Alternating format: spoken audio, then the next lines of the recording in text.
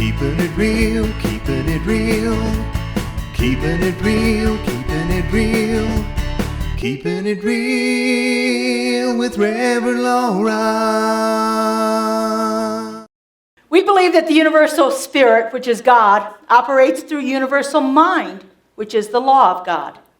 And that we are surrounded by this creative mind, which receives the direct impress of our thought and acts upon it. So we believe that we are surrounded by this universal presence, this universal spirit, God, the thing itself, whatever we want to call it. And it operates through another aspect of itself, which our founder Ernest called the law, among many other things. He liked words a lot.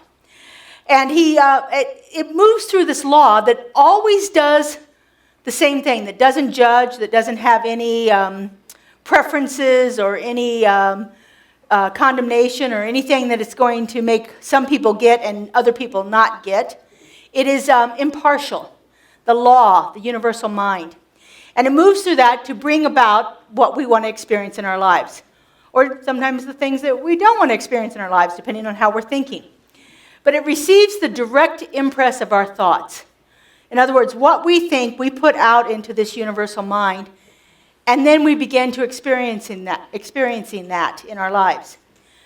When I first started coming here, I heard a phrase that was absolutely probably the simplest thing I've ever heard, and yet the most profound in my life.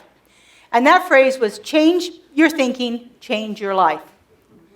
I had never up to that point, and I already had one master's degree and lots of other things aside from that. Never once in my life had I put together the thought that the thoughts that I have in my mind are creating the experience that I have. What I think becomes my reality. Until I heard that simple little saying, it had never clicked for me in such a way that I understood that if I changed how I believed about things, then the things that were happening in my life would change. Keeping it real with Reverend Laura.